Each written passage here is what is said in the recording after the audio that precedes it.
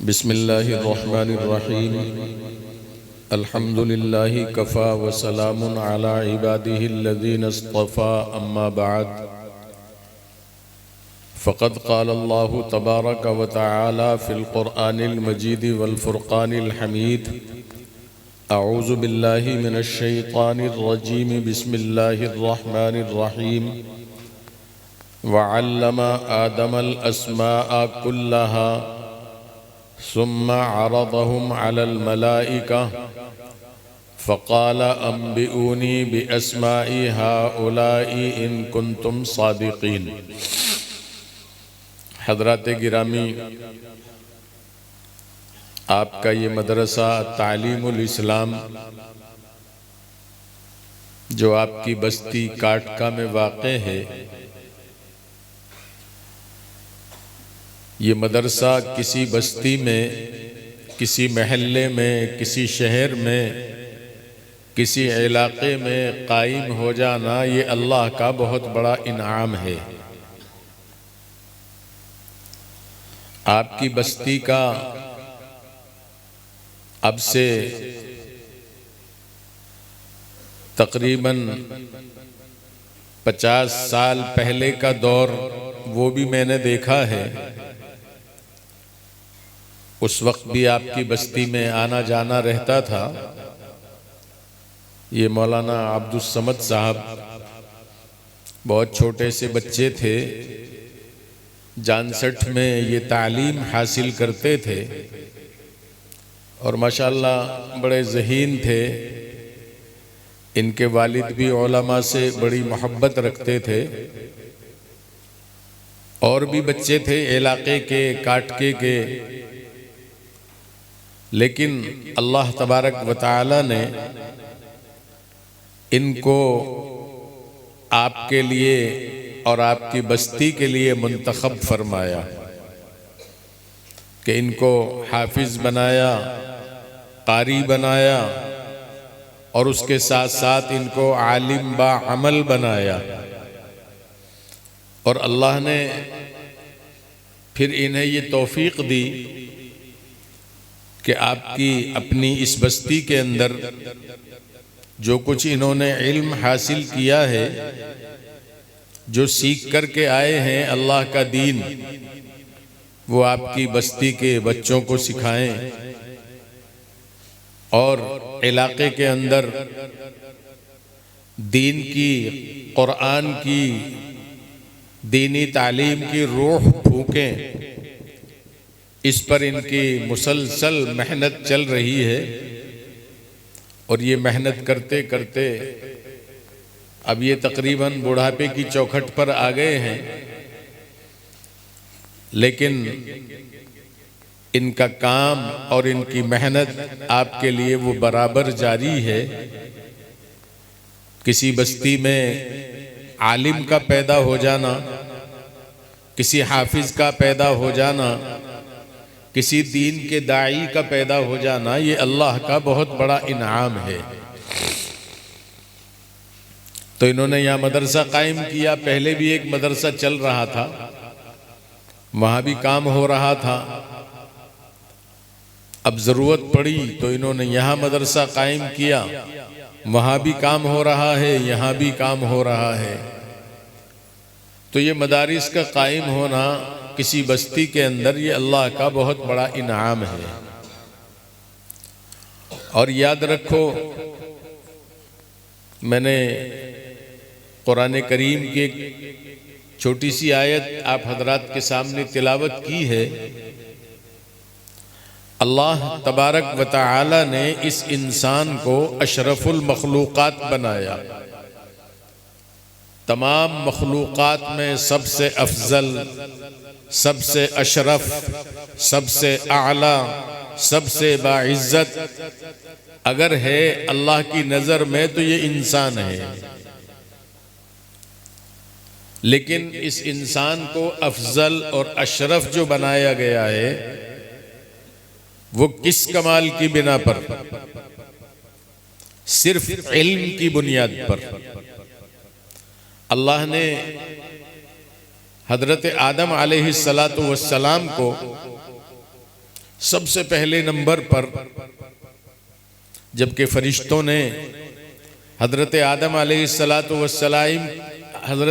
अलैहिस्सलाम की पैदाइश पर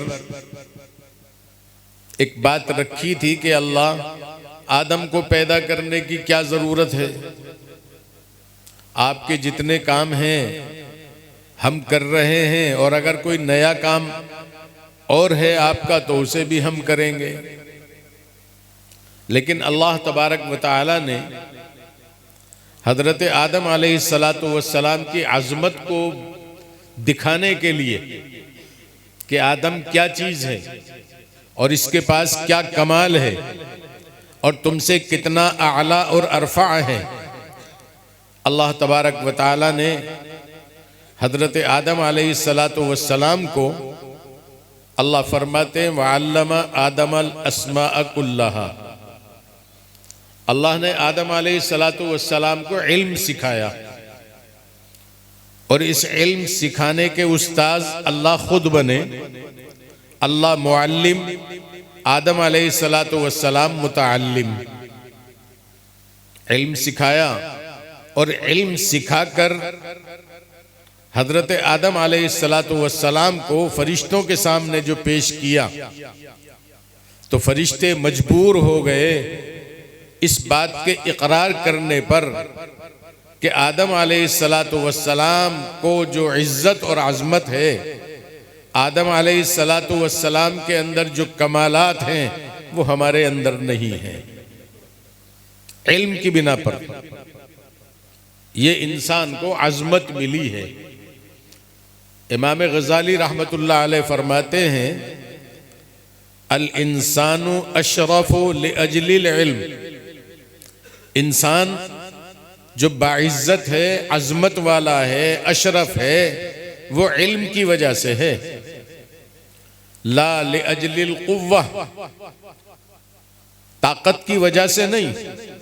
फ़इन्नल जमला अक़वा मिन, ऊंट इससे ज्यादा ताकतवर है। वला लिअजलिल अज़मा फ़इन्नल फ़ीला अअज़मु मिन, और न ही इंसान को अज़मत उसके भारी जिस्मो जुस्से की बिना पर है, इसलिए कि हाथी इससे ज्यादा भारी जिस्मो जुस्से वाला है। वला लिअजलिल अक्ल, और न खाने की वजह से कि इंसान सबसे ज्यादा खाता है। फरमाते हैं फ़इन्न सौरा औसअ मिन्हु बताना, बैल भैंस इससे ज्यादा खाते हैं। और न ही शुजाअत और बहादुरी की वजह से फ़इन्न सबअ अशजअ मिन, दरिंदे, शेर, चीते, भगेरे इससे ज्यादा बहादुर हैं।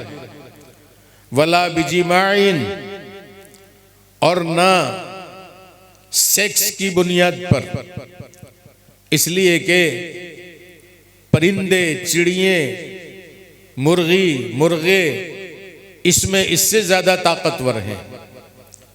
तो कोई कमाल नहीं है इंसान के अंदर। ये सारे कमालात जिसको हम लोग कमाल समझते हैं, ये अल्लाह ने जानवरों में, चरिंदों में, परिंदों में अल्लाह ने ये सिफात रखी हैं।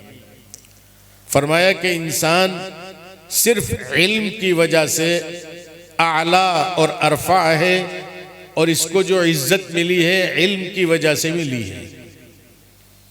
अभी हजरत मौलाना बयान फरमा रहे थे, हजरत नबी अकरम सल्लल्लाहु अलैहि वसल्लम का 40 साला दौर यूं ही गुजरा। आप पहलों के तरीकों पर,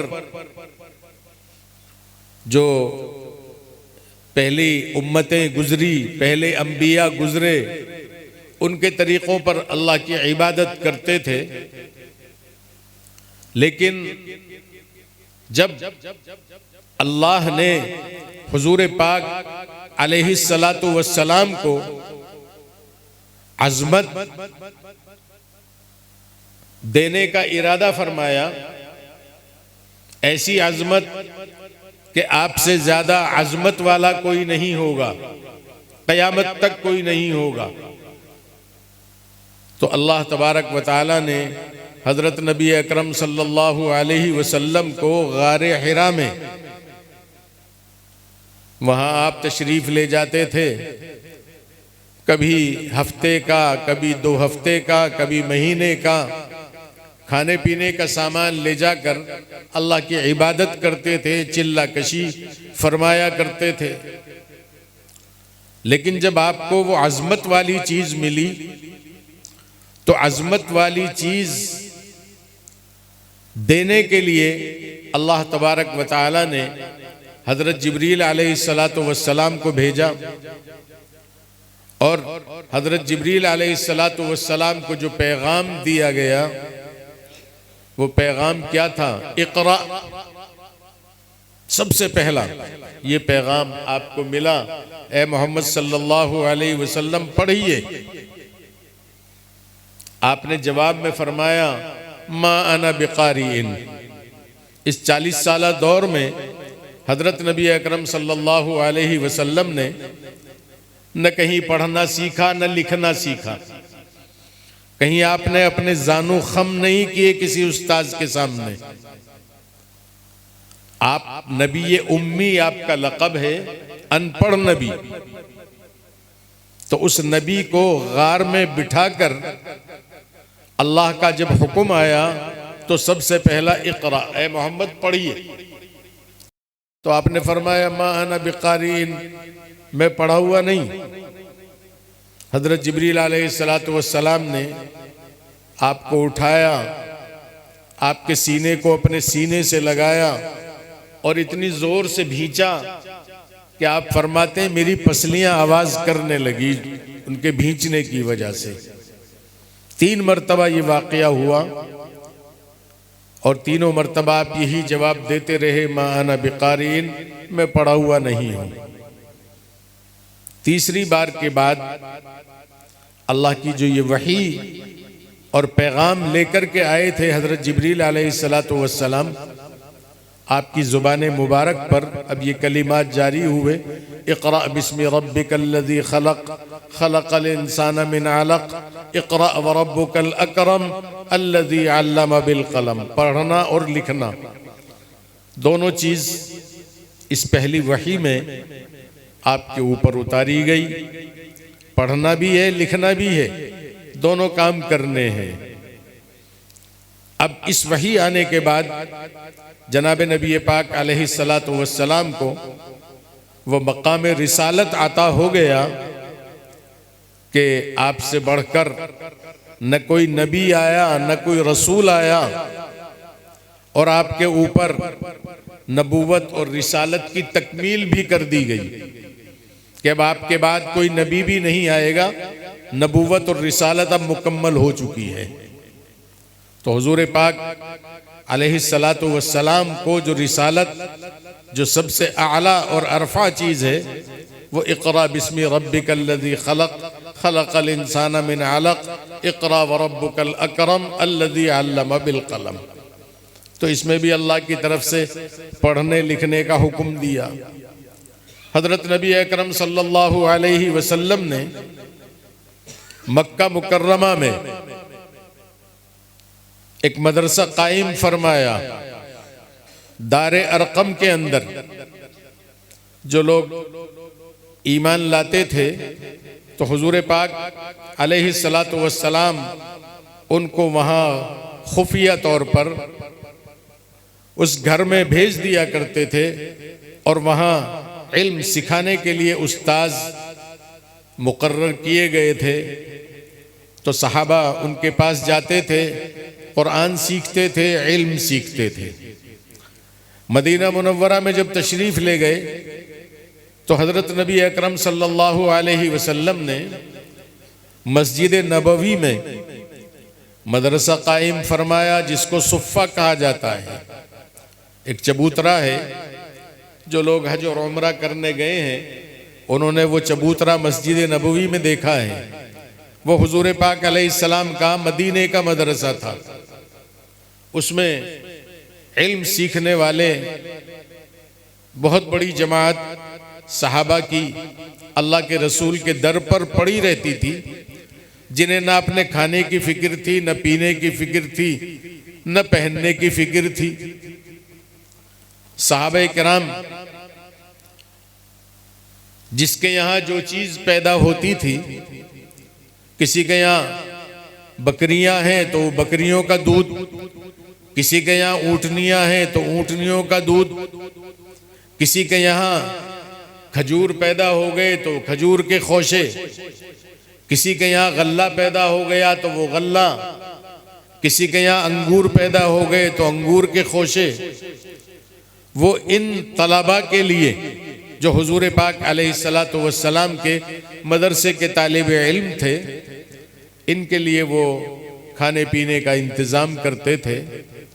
आज ये मदारिस इस्लामिया जितने भी पूरी दुनिया में कायम हैं, और ये हमारे अकाबिर और उलमा का हमारे इस मुल्क पर बहुत बड़ा एहसान है, ख़ास तौर पर और पूरी दुनिया पर एहसान है कि दारुल उलूम देवबंद कायम किया हमारे अकाबिर ने, जो सुफ़ा मदरसे की नकल है, और बेहम्दिल्लाह उसकी शाख लाखों की तादाद में हमारे इस मुल्क में, और आप पूरी दुनिया में कहीं भी पहुंच जाएं, अफ्रीका चले जाएं, इंग्लैंड चले जाएं और अमेरिका चले जाएं, पहाड़ों की खो में अगर आबादी है तो वहां पहुंच जाएं, हर जगह आपको दारुल उलूम देवबंद का फैज नजर आएगा।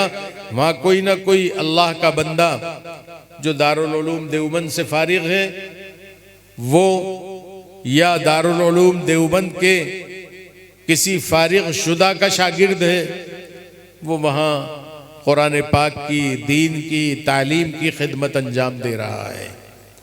तो माशाअल्लाह ये आपका मदरसा तालीमुल इस्लाम काट का, ये मौलाना अब्दुल समद की मेहनत और कुर्बानी का नतीजा है कि इधर इन्होंने लड़कों के लिए भी इंतज़ाम किया और आपकी बच्चियों के लिए भी इंतज़ाम किया।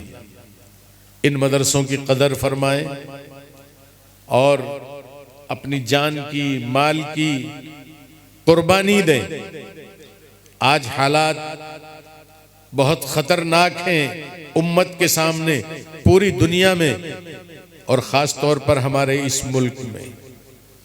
इस वक्त मदारिस की हुकूमत तहकीकात कर रही है, इनमें कमियां तलाश कर रही है कि हमें इनकी कमियां मिलें तो हम इनमें ताले डाल दें, और ये हमारी नस्लों को इन मदरसों से हटाकर अपने कब्जे में लेकर वो दीन से, दीनी इल्म से इनको बेबहरा करना चाहते हैं। मैंने लंदन मेरा सफ़र होता रहता है, वहाँ मैंने हालात देखे। सुबह बच्चा उठता है 8 बजे, वहाँ की हुकूमत ने कानून बनाया है तालीम हर बच्चे पर लाजिम है, चाहे वो लड़का हो या लड़की, हर बच्चे को स्कूल में जाना जरूरी है। 8 बजे से उनका निज़ाम चलता है। अभी पिछले महीने में दिसंबर में मैं वहां था तो 8:30 बजे सूरज निकल रहा था और 8 बजे से स्कूल शुरू हो गया। तो छोटे छोटे बच्चे और उनके माँ बाप की भी कुर्बानियां देखने में मिली। मर्द तो 8 बजे अपने काम पर चले जाते थे, उन बच्चों की माएँ अपने बच्चों को 8 बजे यानी सूरज निकलने से आधा घंटा पहले स्कूल की तैयारी कराती थी, फिर उनको गाड़ियों में बिठाकर स्कूल छोड़कर आती थी। वहाँ पैदल चलने का निज़ाम नहीं है।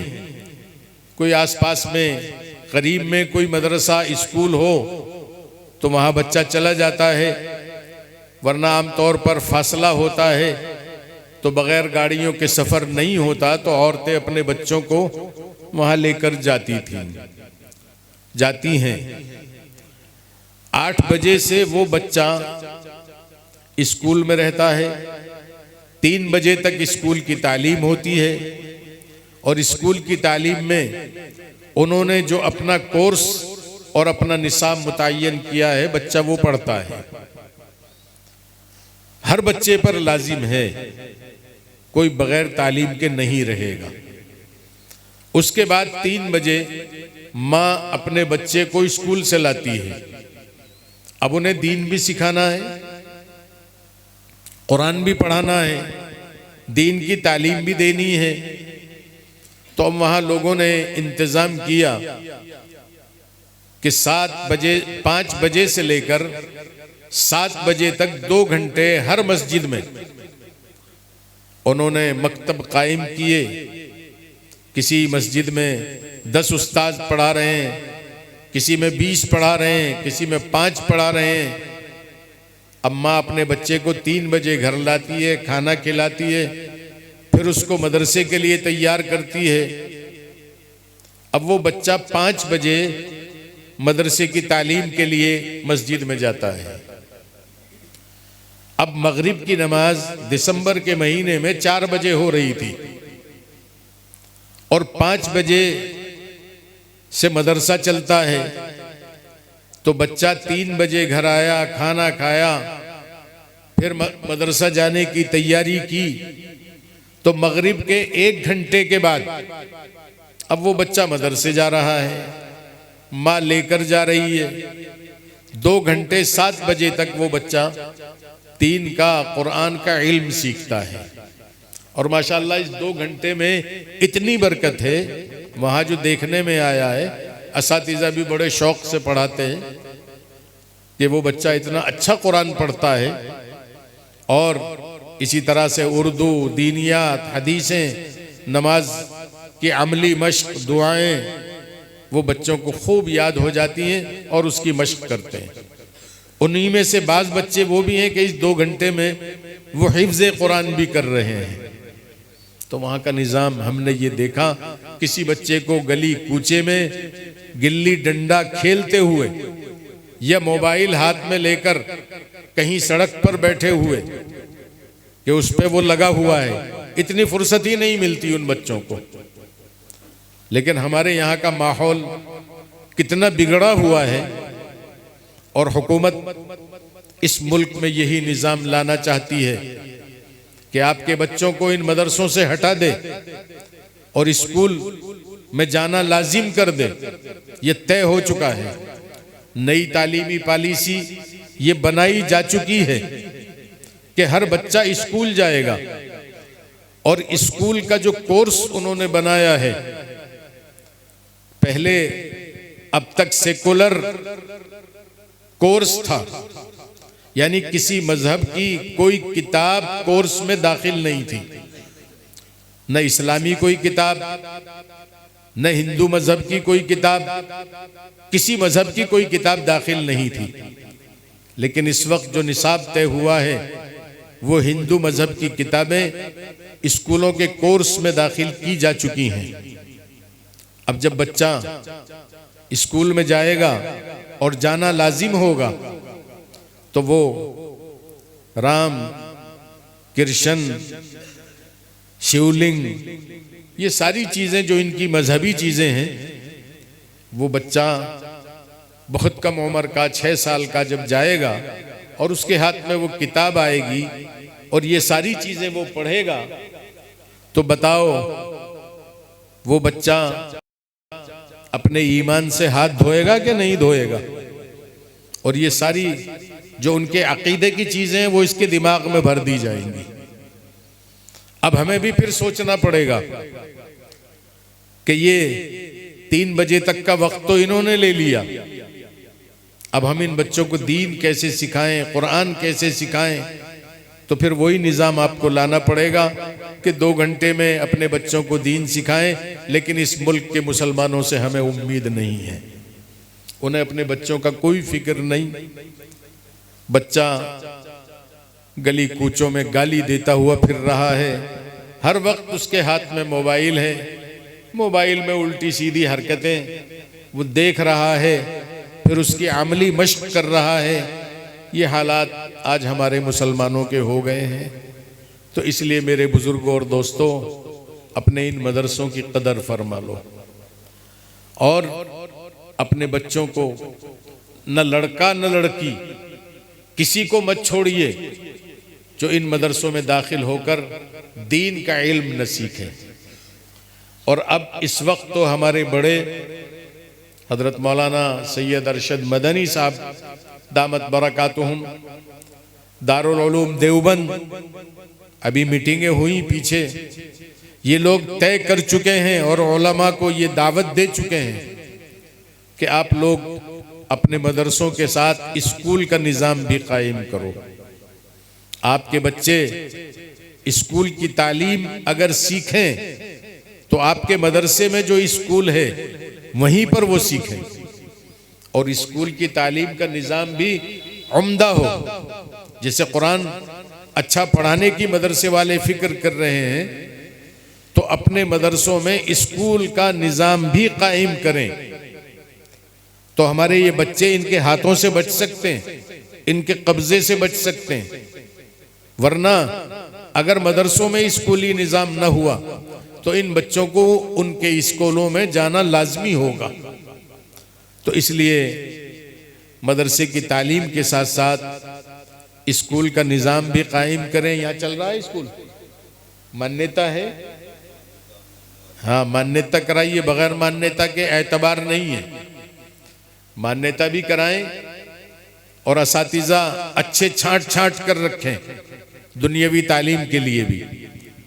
ये न सोचें कि ये तनख्वाह सस्ते सस्ते ढूंढ लो और वो पढ़ाते कुछ नहीं, सिर्फ नाम रह जाता है कि हिंदी इंग्लिश के घंटे चल रहे।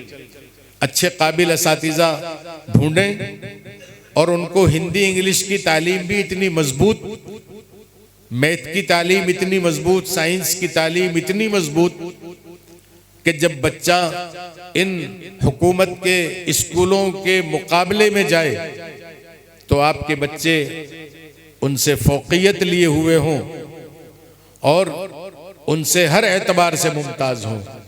इस तरह से तालीम का नज़्म दीन के साथ साथ दुनिया का भी उलमा को इंतज़ाम करना है। माशाअल्लाह हमने अपने मदरसे में मसूरी में ये दोनों निज़ाम चलाए हैं। असातिज़ा हमने हिंदी इंग्लिश के ढूंढे, तो यूं ही नहीं कि जो आया बस उसे बिठा दिया। 3-4 बार तारीख तय की गई इंटरव्यू की, ऐलान निकाल दिया गया कि अगर कोई मैथ पढ़ाना चाहता है, साइंस पढ़ाना चाहता है या हिंदी इंग्लिश पढ़ाना चाहता है तो हमारे इदारे में ज़रूरत है उस्ताज़ों की। और ये इंटरव्यू की तारीख है। इंटरव्यू लेने के लिए ग्रेजुएट, हमने जो लोग कॉलेजों में यूनिवर्सिटियों में पढ़ा रहे हैं, 3-4 आदमी ऐसे मुतय्यन किए और उनको उस तारीख में बुला लिया। जो लोग अपने तकर्रुरी के लिए मदरसे में आए उनका इंटरव्यू लिया गया। 23 आदमियों का इंटरव्यू हुआ, उन 23 में से 3 आदमी काम के निकले, वरना बाकी सब यूं ही थे उलट सुलट, जिनसे उम्मीद नहीं थी कि ये बच्चों को सही पढ़ा देंगे। उन्होंने तनख्वाह क्या मांगी? 20,000, 18,000, 16,000। हमने कहा कि हमें मंजूर है, हम ये तुम्हें तनख्वाह देंगे, लेकिन हमारे बच्चे इस मेयार के बने कि स्कूल और कॉलेज जो इनके अच्छे चल रहे हैं, हमारे ये बच्चे उनसे फाइक हों। तो बेहम्दुलिल्लाह हमने ये निज़ाम शुरू किया है। अल्लाह का फजल है कि इसमें हमें काफ़ी हद तक कामयाबी मिल रही है। और आप लोगों से दरख्वास्त ये है, जब मदरसे में स्कूल कायम होगा यह है, अगर ये लोग अच्छे असातिज़ा तलाश करके रखें तो मदरसे का बजट आपको बनाना है।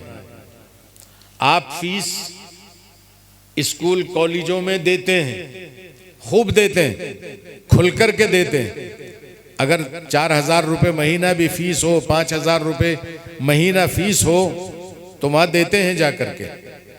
आप लोग ये तय कर लें और मौलाना अब्दुल समद से कहें कि मौलाना दुनियावी तालीम का भी माकूल इंतज़ाम कीजिए। हम वैसे भी ताआवुन कर रहे हैं और जो फीस हम उन स्कूलों में देते हैं, कॉलेजों में देते हैं, वो उससे ज़्यादा फीस हम अपने बच्चों के लिए यहाँ देंगे, चूँकि हमारा बच्चा यहाँ दीन और दुनियावी इल्म दोनों सीखेगा, आला पैमाने पर सीखेगा। तो आप लोग ये ना सोचें कि ये तो मदरसा है, इसमें तो हम चंदा दे देते हैं, तो अब हमारा बच्चा अगर दुनियावी तालीम सीखने के लिए भी जा रहा है तो हम ये चाहें कि फ्री में ही पढ़ ले। ऐसा नहीं होगा। आपको तो पैसा खर्च करना है, फीस पेट भर कर के देनी है और इन हजरात को ये तय करना है कि जैसे कुरान करीम की तालीम का तुमने उम्दा इंतज़ाम किया है, तो साइंस, इंग्लिश, हिंदी, मैथ का इंतज़ाम भी आला पैमाने पर करें। माशाअल्लाह हमने एक सिलसिला शुरू किया। ये मैं सिर्फ एक तरगीब के लिए बता रहा हूँ कि जब आदमी इरादा कर लेता है और हिम्मत करता है तो अल्लाह फिर उसके मुताबिक मामला भी फरमाते हैं। हमने कुछ मालदार लोगों के बच्चे, मालदार लोग तमन्ना करते हैं कि हमारे बच्चे दीन भी सीखें, कुरान भी सीखें और दुनियावी उलूम भी आएं, लेकिन वो देखते हैं कि मदरसों में गरीब बच्चे रहते हैं, मदरसे में सफाई सुथराई का इंतज़ाम नहीं, मदरसे में एयर कंडीशन कमरे नहीं, तो ये सारा निज़ाम वो लोग मदरसों का उनके जहन में जो एक तसव्वुर है, तो मालदार तबका अपने बच्चों को इन मदरसों में छोड़ने के लिए तैयार नहीं है। तो हमने इसी साल एक सिलसिला शुरू किया, एक हॉस्टल बनाया। ऐलान हमने किया नहीं, लेकिन बच्चे जब दाखिले पर आए तो हमने उनके माँ बाप को ये बात भी बताई कि देखो, अगर आप अपने बच्चों को मदरसे के बच्चों के साथ रखना पसंद नहीं करते तो हमारे यहाँ दूसरा इंतज़ाम भी है। बच्चा जिन कमरों में रहेगा वो एयर कंडीशन होंगे, बच्चों के लिए बेड, गद्दे और बच्चों के कपड़े धोना, प्रेस करना और बच्चों को 2 तरह का खाना, उनके नाश्ते का आला नज़्म और उनके खाने पीने में जो आप लोग घरों में खिलाते हैं आम तौर से, वो सारा इंतज़ाम हम करेंगे। लेकिन अभी हमने सिलसिला शुरू किया 5,000 से। आपको 5,000 रुपये महीना देने होंगे। आपका बच्चा हॉस्टल में रहेगा, यहीं उस्ताद इसको पढ़ाने के लिए आएगा और खाना पीना, रहना सहना, नमाज, पूरा निज़ाम उसका वहीं हॉस्टल के अंदर है। तो माशाअल्लाह ये सिलसिला शुरू किया। अभी हमारे पास 25 बच्चों की जगह है, तो हमने 25 बच्चे दाखिल किए। लेकिन लोगों के जो मुतालबात आ रहे हैं, ऐसा लगता है कि हमें बहुत जल्दी काफ़ी बड़ी बिल्डिंग का भी इंतज़ाम करना पड़ेगा कि बच्चे इस तरह से मालदारों के वो अपना दीन और दुनिया दोनों उलूम अपनी मंशा के मुताबिक खाकर रहकर वो अपना ये दोनों उलूम हासिल कर लें। तो लोग इंतज़ार में बैठे हुए हैं कि हमारे बच्चे इन मदरसों में जाएं और मदरसों में इनको सहूलतें भी मिलें और इनको दोनों इल्म भी मिलें। तो ये सिलसिला हमने शुरू किया, लेकिन 5,000 रुपये से पूरा नहीं हो रहा है। जो हमने पूरा खर्च जोड़ा है, तो अब ईद के बाद हमने 7,000 रुपये फीस की है और माँ बाप 7,000 देने के लिए भी तैयार हैं। तो आप जिस अंदाज पर भी कौम को लेकर के चलेंगे, अल्लाह की ज़ात से उम्मीद है कि ये कौम उसी तरह से मैदान में आएगी। लेकिन हम लोग ये तय कर लें कि इंशाअल्लाह हम अपने बच्चों को दूसरे स्कूलों में नहीं जाने देंगे। जो चीज़ इन्हें वहाँ मिलती है वो यहाँ देंगे, हम उससे आला देंगे और उससे अच्छा इनका निज़ाम होगा। तो इस तरह से हमारे अकाबिर ये चाहते हैं कि मदरसों के साथ स्कूलों का निज़ाम भी हो और लड़कियों का भी इंतज़ाम हो। लड़की दीन भी सीखें और लड़कियों को स्कूली तालीम भी हो, ये निज़ाम भी कायम किया जाए। वरना ये हमारी लड़कियां इन गैरों के स्कूलों में जाती हैं, कोई इनका हिजाब ही उतार के फेंक देता है।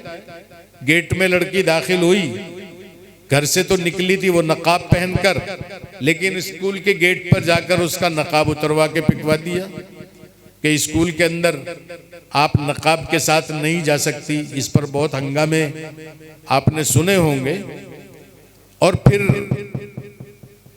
वहां जो माहौल मिलता है, गैरों के साथ हमारी लड़कियां मुर्तद भी हो रही हैं, अपना ईमान खोकर गैरों के साथ निकाह कर रही हैं। ये बहुत सारे वाकयात सुनने में आ रहे हैं। तो लड़कियों की हिफाजत के लिए भी मदरसे और इनके स्कूल, इनका हमें खुद इंतज़ाम करना है। तो आप सभी हजरात से मेरी दरख्वास्त है, अल्लाह ने अब गुर्बत का ज़माना नहीं रहा है, अल्लाह ने खूब नवाज दिया है। तो आप लोग इसकी फिक्र करें और मौलाना अब्दुल समद का हर एतबार से साथ दें कि आप मैदान में आएं, हमारी लड़कियों के लिए जिस तालीम की ज़रूरत है उसका इंतज़ाम करें, लड़कों के लिए जिस तालीम की ज़रूरत है उसका इंतज़ाम करें। और आप जो फीस रखेंगे हम पूरी फीस देंगे, स्कूल और कॉलेजों से ज़्यादा देंगे। लेकिन आप इनके निज़ाम को इतना मजबूत बनाएं कि हर एतबार से ये फाइक हों, हर एतबार से ये पोजीशन पर हों और दूसरों के मुकाबले में अगर इनका तवाज़ुन किया जाए तो यही आला और अरफा हो सबसे। इस तरह से अगर आप लोग अपने निज़ाम को लेकर चलोगे तो हमारी ये नस्लें महफूज रहेंगी। वरना याद रखो कि अगर ये सिलसिला जो बराबर इस हुकूमत का चल रहा है, अगर यही चलता रहा तो आपकी नस्लें इस हालत में पहुंच जाएंगी कि इनका ईमान बचाना भी मुश्किल हो जाएगा।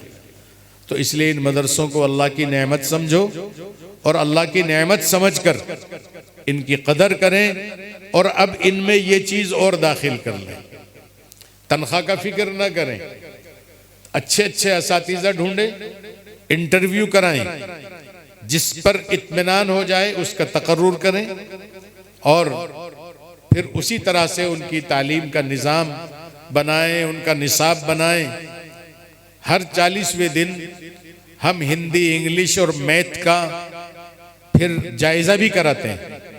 कुरान पाक का भी जायज़ा होता है और अरबी तालीम का दारुल देवबंद से असातिज़ा को बुलाकर जायज़ा होता है। हिंदी, इंग्लिश और मैथ का जायज़ा 3 आदमियों की एक कमेटी है जो हर 40वें दिन आकर उन बच्चों का जायज़ा लेती है और जो कमी बच्चों के अंदर होती है वो असातिज़ा को बताकर लिख कर जाते हैं कि आपके बच्चे इस चीज़ में कमज़ोर हैं, आइंदा ये कमी दूर की जाए। तो इस तरह से इंशाअल्लाह अगर सिलसिला जोड़ा जाएगा और मेहनत की जाएगी तो अल्लाह की ज़ात से हमें उम्मीद है कि हमारे बच्चे हमारे काबू में रहेंगे। और माँ बाप इसकी फ़िक्र करें कि ये बच्चे मोबाइलों पर न लगें, मोबाइल से तो इनको बचा दो, इनको इतना मशगूल कर दो तालीम में कि इन्हें फुर्सत ही न मिले मोबाइल देखने की। और देखो एक मज़े की बात, उस मुल्क में जो ईसाइयों का मुल्क है वहाँ दुनियावी तालीम तो फ्री है, कोई पैसा नहीं, और दीनी तालीम फीस के साथ है। जो बच्चा भी कुरान पढ़ रहा है या आलिम बन रहा है, बहुत सारे मदरसे भी बुखारी शरीफ तक के कायम हो गए हैं, तो वो सारे बच्चे फीस दे कर के दीन का इल्म सीखते हैं। और एक बच्चे की फीस तकरीबन यहाँ के 4 लाख रुपए साल के बनते हैं। तो माँ बाप वो फीस अदा कर रहे हैं और दीन सिखा रहे हैं अपने बच्चों को। तो बहरहाल हमें आप लोगों को अपने एतबार से सोचना है कि हमें अपने इन मदरसों को कैसे चलाना, अपनी नस्लों को कैसे बचाना, और इन उलमा को इन नस्लों को बचाने के लिए कौम के सामने बात रखनी है और इनका इंतज़ाम करना है। अल्लाह तबारक व तआला हमारे इस इदारे को दिन दोनी रात चौगनी तरक्की अता फरमाए। ये मौलाना अब्दुल समद अल्लाह ने आपको दे दिए हैं और अब ये बुढ़ापे की तरफ चल रहे हैं, तो जो काम इनसे लेना है ले लो, खूब लो काम, इनके कंधे से कंधा मिलाकर चलो और साथ दो, इनकी बुराई मत करो और काम को सराहो, आपस में इख्तिलाफ मत पैदा करो। हमारे अंदर एक मरज ये भी आ गया है, अगर कोई आलिम सही कोई काम करता है तो लोग हसद करने लगते हैं और फिर हसद के नतीजे में आपस में पार्टियां बनती हैं और वो पार्टियां बनकर उस काम को बिगाड़ने की कोशिश करते हैं। तो इस मामले में बिल्कुल सब मुत्तहिद होकर अपने आलिम का साथ दो, और जो मदरसा और मदरसे में स्कूल, लड़कियों का मदरसा, लड़कियों का स्कूल, जो भी निज़ाम ये लोग चलाएं, उसमें आप इनके कंधे से कंधा मिलाएं और अपनी जान की, माल की कुर्बानी देकर अपनी औलाद को दोनों इल्म में, दीन में भी आला पहुंचाएं और दुनिया में भी इनको आला पहुंचाएं। अल्लाह तबारक व तआला हमें तौफीक अता फरमाए और समझ अता फरमाए, और अल्लाह हमारे इन तमाम इदारों को अल्लाह तबारक व तआला इनके हिफाजत फरमाए और हमारी नस्लों के लिए दोनों उलूम के आला मेयार पर सिखाने का इन इदारों में अल्लाह इंतज़ाम फरमाए।